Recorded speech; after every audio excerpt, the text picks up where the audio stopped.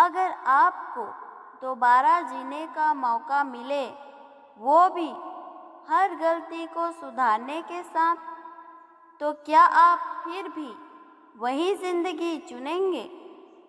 The midnight library एक ऐसी जगह है जहां हर किताब आपकी एक नई जिंदगी खोलती है, वो जिंदगी जो आप जी सकते थे।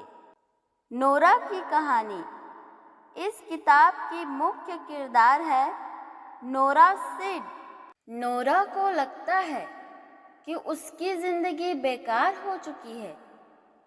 उसे लगता है कि वो किसी के लिए जरूरी नहीं है। उसने जो भी फैसले लिए वो सब गलत थे। वो सोचती है, काश मैंने शादी की होती, काश मैं ओलंपिक में गई होती, काश मैं अपनी बिल्ली का ध्यान ठीक से रख पाती। और एक दिन वो अपनी जिंदगी से हार जाती है, लेकिन मौत की बजाय वो पहुंचती है एक जादुई लाइब्रेरी में, मिडनाइट लाइब्रेरी में। मिडनाइट लाइब्रेरी का सच। इस लाइब्रेरी में हर किताब एक अल्टरनेट जिंदगी है।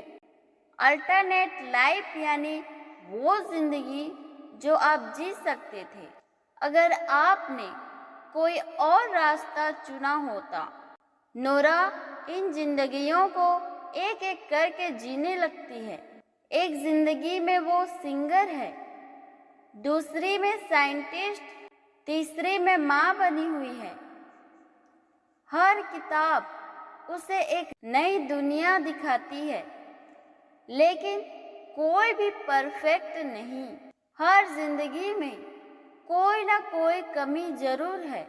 शुरू में नोरा को लगता है कि उसे परफेक्ट लाइफ मिल जाएगी, लेकिन हर जिंदगी में कुछ ना कुछ कमी होती है।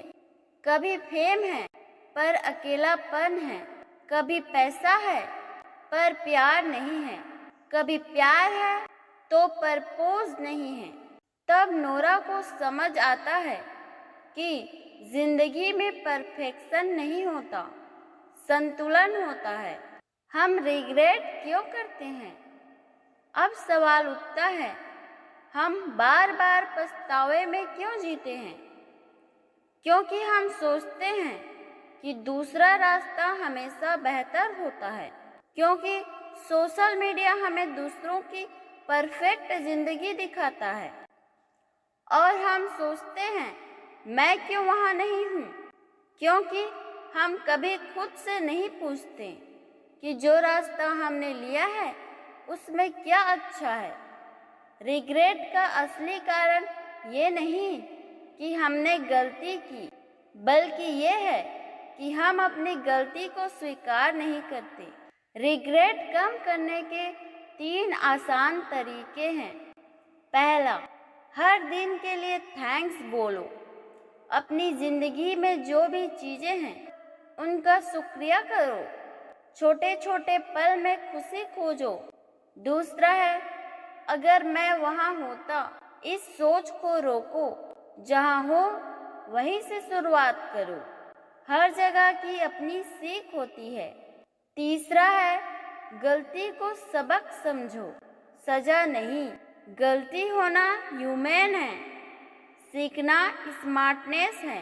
खुद को माफ करना सबसे बड़ी जीत है।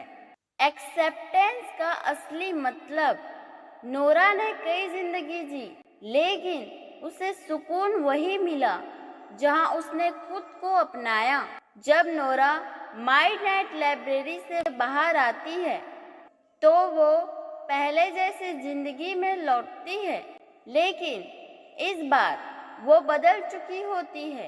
अब वो रिग्रेट में नहीं, पॉसिबिलिटीज में सोचती है। उसे समझ आ जाता है, जिंदगी का मतलब किसी और के जैसा बनना नहीं है, बल्कि खुद के जैसा बनना है।